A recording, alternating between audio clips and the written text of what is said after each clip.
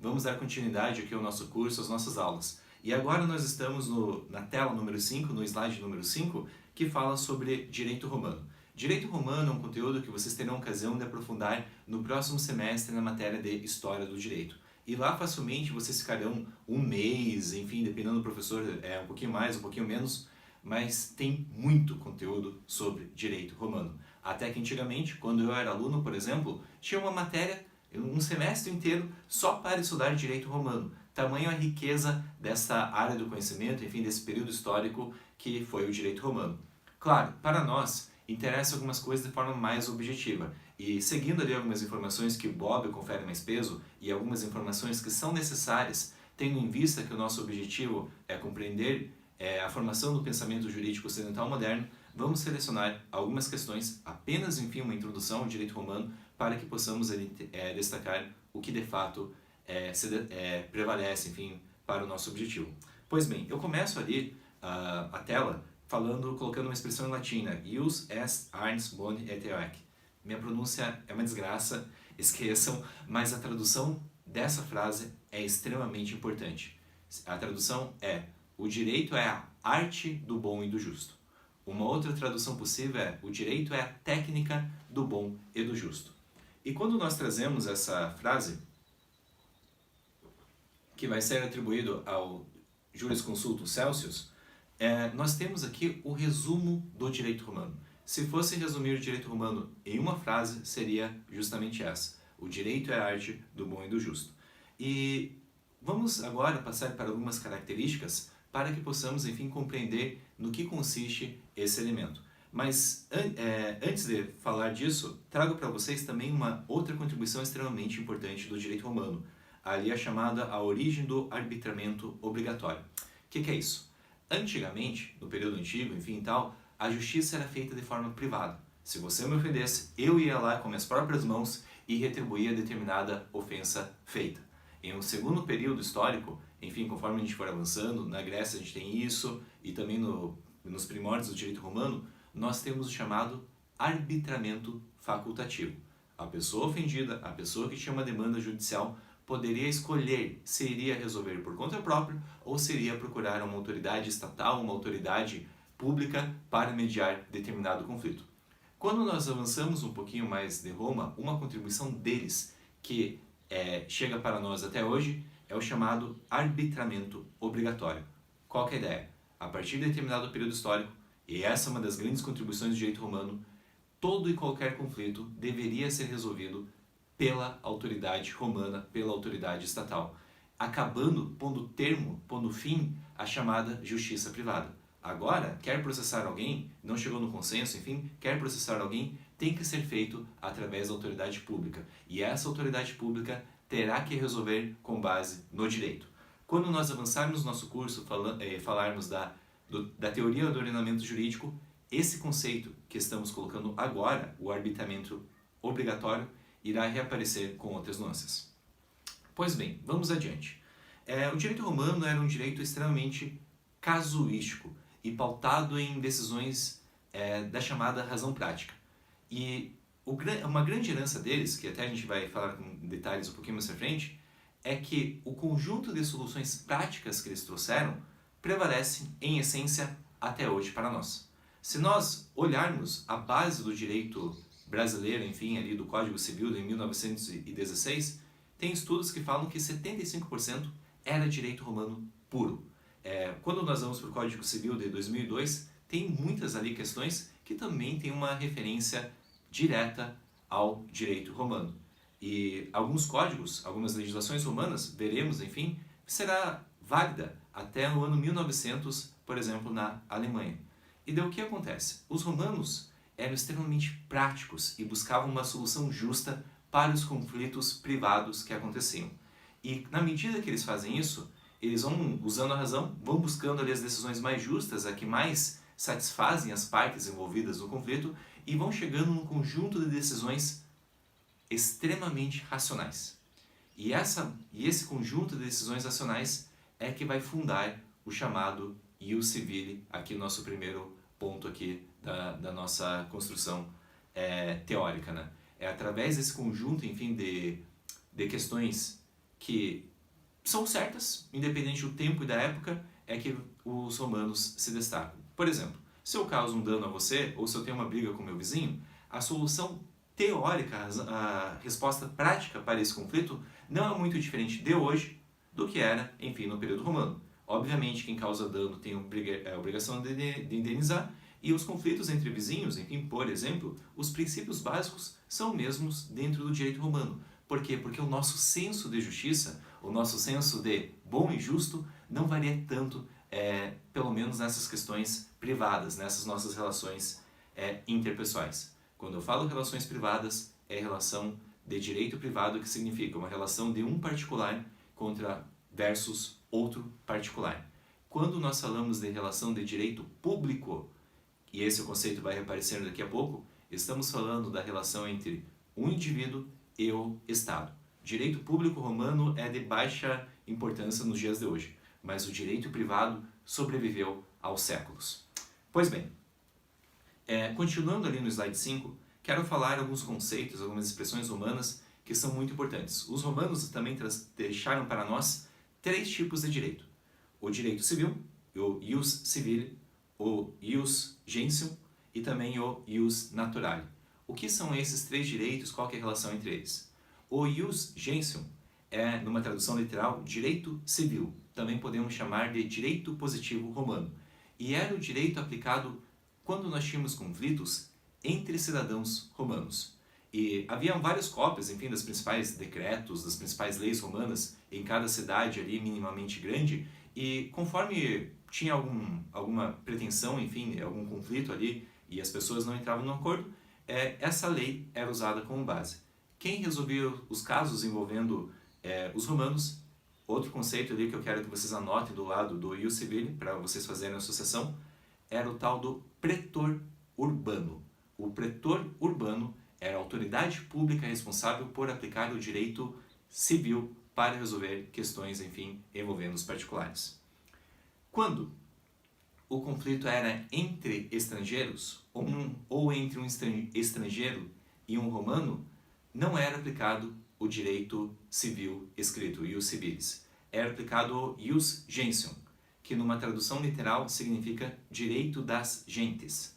Há quem traduza também por direito dos povos, e uma tradução meio moderninha, que foge um pouquinho da essência, é direito internacional. E o determinante desse direito é que os romanos acreditavam que haviam alguns princípios de justiça, algumas percepções sobre o certo e errado que eram comum a todos os povos, independente da nação.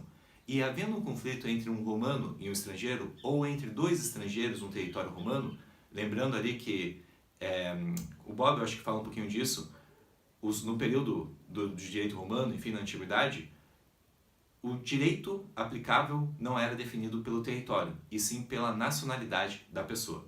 Hoje, quando nós estamos... Dica para quem quer ser youtuber: se você vai gravar com o teu celular, e deixe ele no modo avião para você não receber ligações no meio da gravação e, enfim, ter que inserir um corte desses. Pessoal, idealmente eu vou fazer uma gravação contínua, mas enfim, tive um problema no celular, vamos continuar de onde paramos. Estávamos falando que hoje o direito aplicável é determinado pelo território, porém na época romana, o cidadão, sei lá, de Cartago, enfim, de qualquer nacionalidade, qualquer região, onde quer que ele estivesse, ele carregava consigo determinado direito. E é por isso que as leis aplicáveis, por vezes, sei lá, em Roma, 2 estrangeiros, cada um de um lugar diferente, sei lá, um da Atenas, outro de Cartago, enfim, começam a fazer um negócio jurídico e eu não vou aplicar o direito romano, vou aplicar um outro tipo de legislação que é vinculado à origem da pessoa para resolver o conflito. E nessas situações, os romanos aplicavam o chamado ius gentium, que eu estava explicando anteriormente, que são basicamente princípios de razão natural que são aceitos por todos os povos. E esse direito, meus caros, era aplicado, outra palavra-chave, que era o que vocês anotem do lado, pelo chamado pretor peregrino. Um pretor, uma autoridade romana, tipo uma espécie de magistrado, responsável por resolver esse tipo de conflito envolvendo estrangeiros. E a decisão do pretor peregrino tinha que ter ali uma aceitabilidade racional das 2 partes envolvidas para que houvesse, de fato, a resolução de certo conflito. Já me encaminhando para a conclusão dessa parte, também menciono para vocês o ius naturale, que numa tradução literal, direito natural, que é a ideia que todos nós, independente da nação, independente da época, temos uma razão natural comum, universal, aquilo que é certo ou errado para nós. E apesar das leis civis serem diferentes e algumas práticas comerciais serem diferentes, algumas noções mais elevadas são universais. E até o Cícero, que é um autor ali do período romano extremamente famoso, ele faz a defesa que você pode até eventualmente alegar que não conhecia determinada lei, mas aquilo que fere a razão natural, isso é do conhecimento de todos. Todos nós somos obrigados a seguir essa razão natural que é comum ao gênero humano.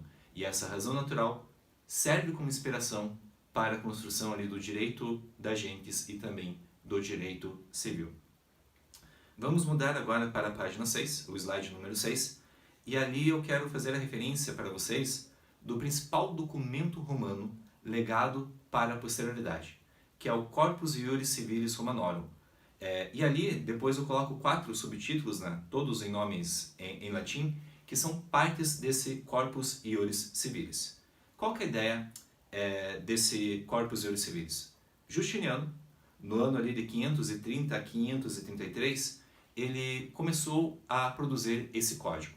E numa primeira etapa ali no chamado digesto ou pandectas, ele consultou os maiores jurisconsultos da época, cerca de 40 ali jurisconsultos, que emitiram pareceres, emitiram opiniões sobre os mais diversos temas de direito privado.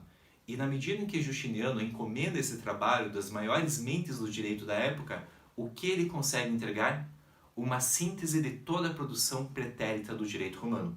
Tudo ali que os romanos, enfim, toda aquela sabedoria prática, aquelas decisões pautadas no direito natural, fazendo ali pessoas de nacionalidades diferentes, enfim, chegar no consenso, tudo isso é sintetizado, enfim, o ápice da sabedoria romana é sintetizado nessa parte chamada digesto. O digesto, portanto, é a síntese do direito romano privado. A segunda parte chama-se Institutas. E depois que for terminado o digesto, Justiniano, enfim, os jurisconsultos, jurisconsultos são os juristas da época, enfim, eles chegaram à conclusão que aquela obra estava muito difícil, muito complexa. E daí, considerando isso, eles resolveram fazer o quê? Um manual de introdução ao estudo do digesto, ou manual de introdução ao estudo do direito. Né? E as Institutas nada mais é do que uma introdução, um manual didático para que os jovens, quem tem pretensão de ser um jurista tal, pudesse ali começar seus estudos. Né? Assim, foi para facilitar o aprendizado. Codex Justinianus, a terceira parte, tem menos importância histórica. Por quê? Porque ela traz as contribuições envolvendo direito público, ou seja, não é a relação entre particular e particular, que é o grande legado do direito romano, mas sim a relação das relações que envolvem o Estado. O Codex Justinianus é uma compilação de direito público. E, do ponto de vista histórico, o impacto histórico, a importância, enfim, para fundar a civilização ocidental é menor.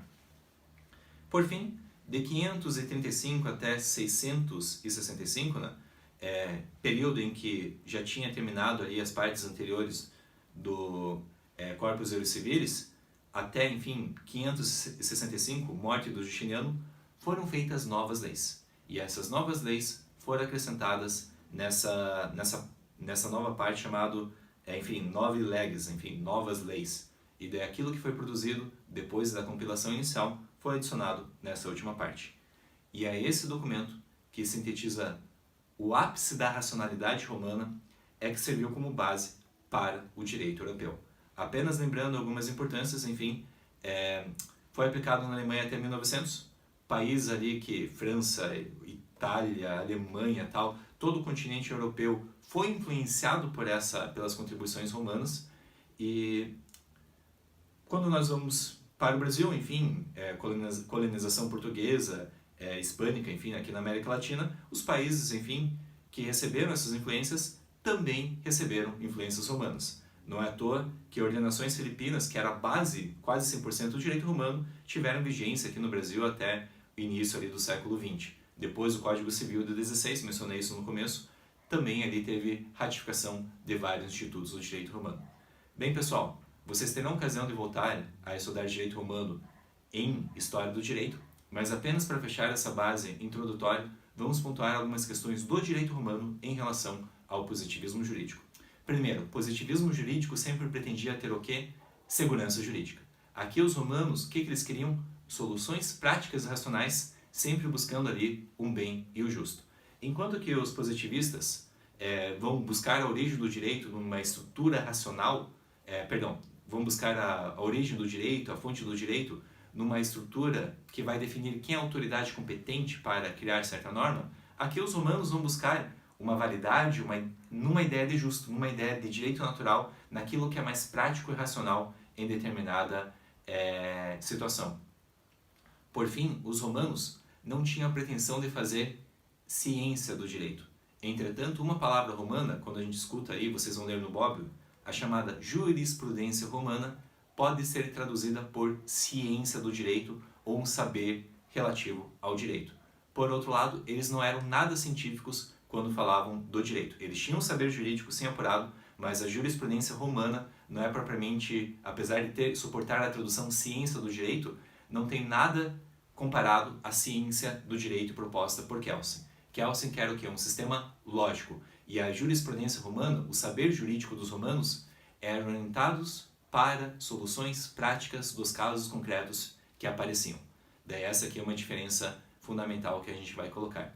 Pessoal, sobre o direito romano, esse era o meu recado. Qualquer dúvida, deixe aqui na descrição. E até o próximo vídeo. Enfim, vamos agora para o pós-período romano, não vamos falar nada de invasão bárbara, vamos agora direto para a Idade das Trevas, Idade Média, enfim.